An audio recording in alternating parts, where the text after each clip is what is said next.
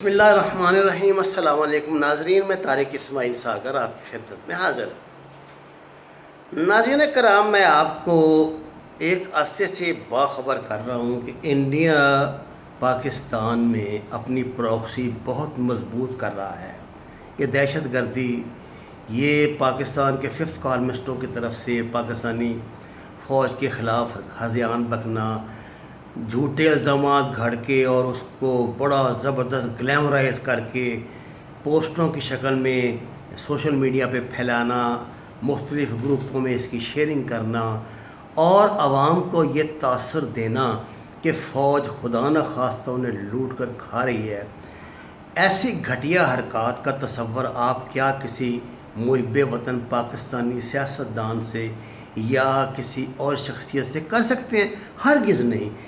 آپ جان لیجئے کہ یہ سب دشمن کا پروپیگنڈا ہے۔ دشمن یہی چاہتا ہے پاکستان کے مختلف اداروں کی ویب سائٹ ہائی جیک کرنے کی، ہیک کرنے کی، تو آپ نے خبریں اکثر پڑھی ہوں گی۔ اب تازہ ترین واردات جو انہوں نے اسرائیل کے NSO سسٹم کی مدد سے کی ہے، جو بڑا ہی جدید ترین سسٹم ہے جس کے ذریعے یہ بڑی آسانی سے دنیا بھر کا ڈیٹا چرا سکتے ہیں، پاکستان پر اس کا سائبر اٹیک کیا گیا۔ اس مرتبہ حکمت عملی یہ تھی کی کہ پاکستان کے جتنے آرمڈ فورسز کے آفیسرز ہیں، ان کا جو ڈیٹا ہے، ان کے فون کا، ٹیلی فونز کا ڈیٹا، یہ واٹس ایپ وغیرہ میں جو کچھ گفتگو کرتے ہیں، اس کو ہیک کیا جائے اور ایک ایسا سسٹم پاکستان میں لانچ کیا جائے جس کے ذریعے وہ ان کی گفتگو آسانی سے سن سکیں۔ اس کوشش کو پاکستان کی کاؤنٹر انٹیلیجنس کے سائبر ونگ نے بڑی ہمت سے ناکام بنا دیا ہے اور اب ایک ایسی SOP جاری کر دی ہے جس کو اپنانے کے بعد پاکستانی فوج کے افسرز کی ٹیلی فونوں کو ہیک کرنا آسان نہیں ہوگا۔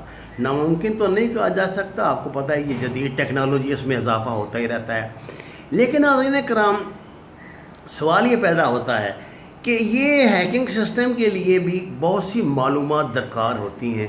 یہ معلومات دشمن تک کیسے پہنچتی ہیں؟ یہ دشمن تک ایسے پہنچتی ہیں جب ہم جھوٹے الزامات لگاتے ہیں فوجی افسروں پہ کہ اس نے فلاں ایجادات لے لی، فلاں جزیرہ خرید لیا، یہ کر لیا، وہ کر لیا، اور اس کو مسلسل پھیلاتے ہی چلے جاتے ہیں۔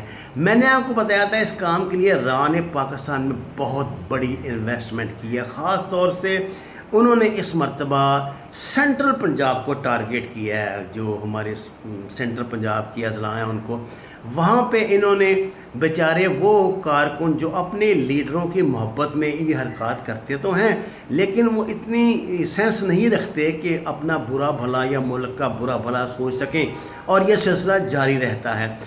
اس سے پہلے انہوں نے مختلف قسم کے ڈیجٹس کے ذریعے پاکستان میں جاسوسی کا نظام بنانے کی کوشش کی جسے ناکام بنایا گیا۔ میں آپ کو یہ پہلی مرتبہ انکشاف کر رہا ہوں، آپ یہ جان لیجئے، مجھے عادت نہیں سنسنی پھیلانے کی، لیکن پچھلے 6 ماہ میں پاکستان کی کاؤنٹر انٹیلیجنس نے پاکستان کے حساس ڈپارٹمنٹ سے ایسے ڈیجٹ برآمد کیے ہیں جو مقامی غداروں کے ذریعے یہاں پہ ہمارے سسٹم میں فٹ کروائے جاتے تھے، خاص طور پہ کمیونیکیشن سسٹم میں، جن کے ذریعے پاکستان کی جو حساس معلومات ہیں وہ باہر جاتی تھیں۔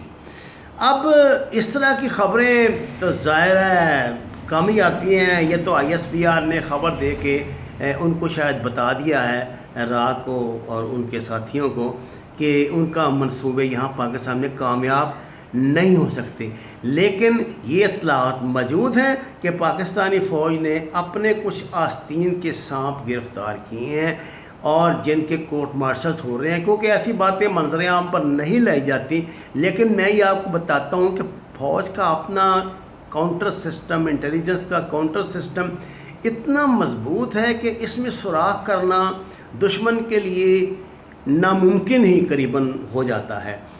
بات یہ ہے ناظرین آخری کہ جب تک گھر کا بھیتی لنکا نہ ڈھائے کوئی ہمارا کچھ نہیں بگاڑ سکتا۔ اور ہم لوگ یہ نہیں سمجھتے کہ جو لوگ اس طرح کی پوسٹیں کرتے ہیں، اس طرح کی یہ بغیر سمجھے سوچے خواہ مخواہ اپنی جو پٹواریانہ دانشوری ہے یا کوئی دوسری پی ٹی ایم والی دانشوری ہے، اس کو بنیاد بنا کر اور یہ سمجھتے ہیں کہ وہ بہت بڑا جہاد کر رہے ہیں اور بڑے کوئی سیکولرسٹ ہیں، بڑے کوئی جمہوریت پرست ہیں. ایسی کوئی بات نہیں. اصل میں وہ بطور کٹ آؤٹ استعمال ہو رہے ہوتے ہیں. کٹ آؤٹ انٹیلیجنس کی ایک ایسی اصطلاح ہے جس کا مطلب ہے کہ آپ کو دشمن انٹیلیجنس اس طرح استعمال کرے کہ آپ کو اس کا علم نہ ہو اور آپ مجاہد بنے رہیں اور اصل میں آپ ان کے لیے کام کر رہے ہوں. اس کے بہت خطرناک کانسیکوینسز بھی ہو سکتے ہیں. یاد رکھیے یہ 5th جنریشن وار ہے، بلکہ اب تو یہ 6th جنریشن وار میں داخل ہو چکی ہے. اس میں پراکسی ہی لگائی جاتی ہے، اس میں یہی طریقہ کار استعمال کیے جاتے ہیں. یہ بندوقوں پستولوں کے استعمال تو بہت دور کی بات ہے اور یہی کچھ ہو رہا ہے. اس ضمن میں آپ کو محتاط رہنا ہے. اگر آپ کا تعلق کسی بھی حساس ادارے سے ہے، کوئی بھی حساس قسم کی خدمت آپ انجام دے رہے ہیں، تو براہ کرم اپنے متعلقہ انچارج صاحبان سے پوچھ کر وہ SOP اڈاپٹ کریں اور سختی سے اس پر عمل کریں. اپنے موبائلز کو اپنے پاس محفوظ رکھیں، ان کو بچوں کے ہاتھ میں نہ دیں، ان کو کسی دوسرے کے ہاتھ میں نہ دیں اگر اس آپ کی حساس معلومات رکھتے ہیں. وما علینا الا البلاغ المبین. ناظرین کرام، آپ سے درخواست ہے قرآن اور نماز کو ترجمے کے ساتھ جانیے. جتنی بھی جگہ گھر میں میسر ہو وہاں سبزیاں لگائیں، پھلدار درخت لگائیں، سایہ دار شجر لگائیں اور ہمارے چینل کو سبسکرائب کریں، لائکس دیں. آپ کا بہت شکریہ.